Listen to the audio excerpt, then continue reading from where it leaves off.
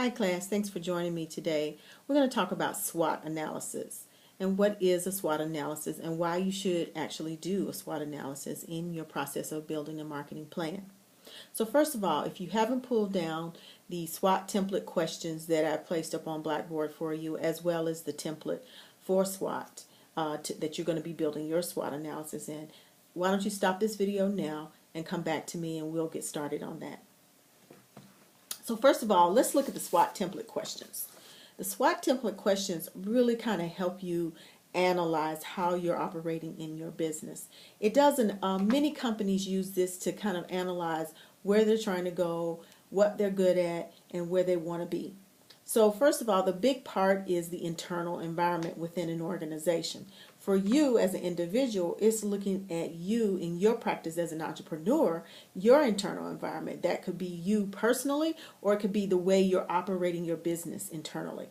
So the first part in the SWOT template question talks about the internal environment, which is where your strengths are and your weaknesses. Some of the questions that are there are, what are your strengths? So think about it. You're a coach and you are working with people. Your strengths are that you're able to help guide people into seeing how they can solve their problems. Or you give them a plan. You're very strong at giving them a plan that works for them and they feel that it's doing the good work that it should do. But then there are those weaknesses.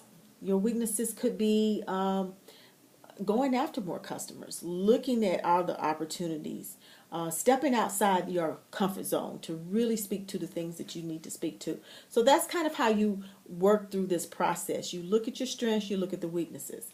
In the strength, the next question they say is, what do you do better than others? That's a very good question. It's a question for us all to look at. What is the things that we do well? And we do it exceptionally well if we compare ourselves to other people in the type of business that you're in the life coaching business or health coaching or whatever your choice is. Then what unique capabilities and resources do you possess? Are you very good? Are you a very good listener? Are you very good at planning processes out in order for people to move beyond their experiences? So you want to think about what that looks like. And what do others perceive as your strength? That's a very important question.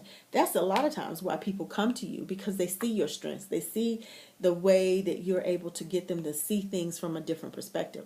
So you want to jot those down in this analysis that you're going to do, this SWOT analysis. This is going to help build your marketing plan. This is kind of the foundation.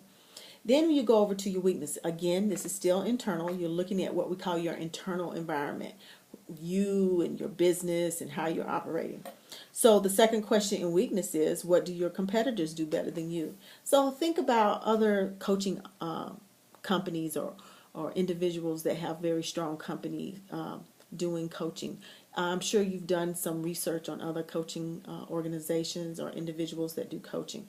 What do you like about what they do? What makes them stand out? What are they very effective about?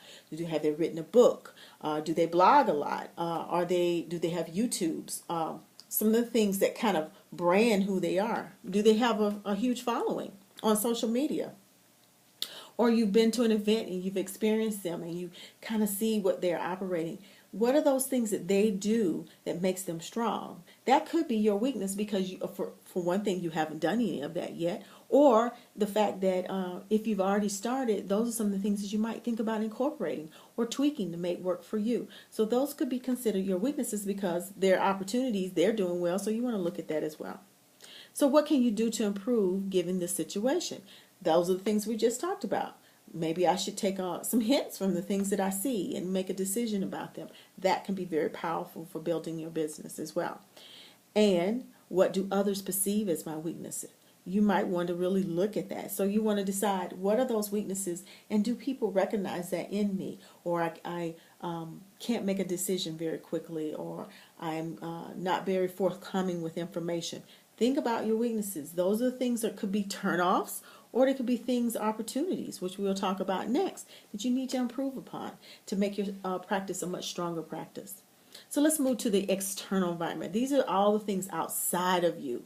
This is your competitors. These are things that you want to engage in and operate in, the environment, people that you've worked with before. experiences that you have. All the external. For companies, is competition. It's what the customer wants. All these things are very relative to what you're doing, so you want to think about what that looks like. So let's talk about the external environment. That involves your opportunities. These are places where you can make some adjustments, make some changes. So you want to look at what those things could be.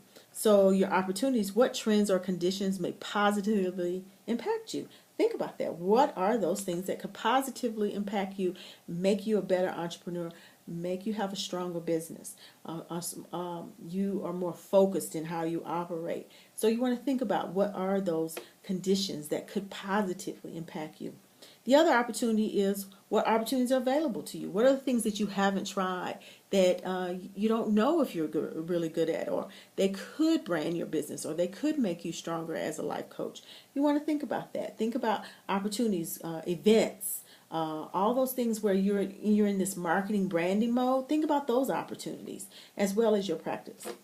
Then you move over to threats. What are those things out there externally that can affect your business? So what trends or conditions may negatively impact you? What could be happening now in the environment? Are there a lot of life coaches in the area where you are, and you really need to look at how do you make yourself look different from everyone else? How do you distinguish yourself? The big thing about marketing and social media is creating relevancy. How often are you visibly seen by others? That's when you know people are standing out, when they are visibly making themselves relevant to the market that they're trying to reach. What are your competitors doing that may impact you? Think about it. Look at other life coaches, or look at other entrepreneurial businesses. How do they stand out? How could that impact your business? It could overshadow you, for one thing, or it could be a learning experience too. You also have to take it in from a positive perspective. What can I learn from what they're doing? And then, do you have solid financial support?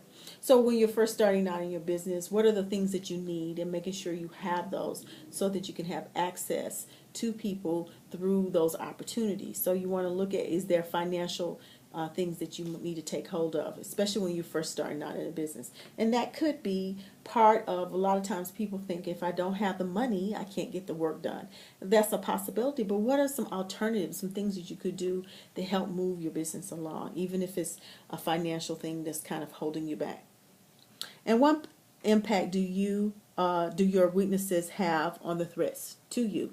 What are those weaknesses that really threaten your opportunity? So you go back and revisit those weaknesses and look at how they could be a threat to you. So this whole template question is to really kind of prompt you and push you toward thinking about some of the things that you could work on from a SWOT analysis standpoint.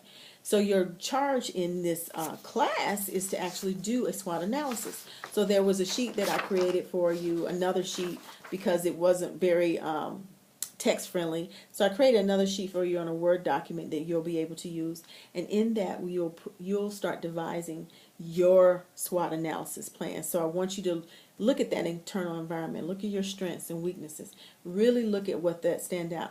And then once you answer that internal, then the answers start really flowing for the external. And they kind of piggyback off each other and answer questions that you want to ask. How often should you do this? You should do this regularly, at least once a quarter or twice a year. This helps you stay in tune with, what do I need to improve? What are the things I need to do to improve? It can be very helpful for you. So I hope this kind of gave you a sense of what the SWOT analysis is about. We'll talk more about it as we go along in the class. But for now, this gives you an opportunity and some information to help you get started in this process. Thank you so much, and I look forward to talking with you soon. Bye-bye.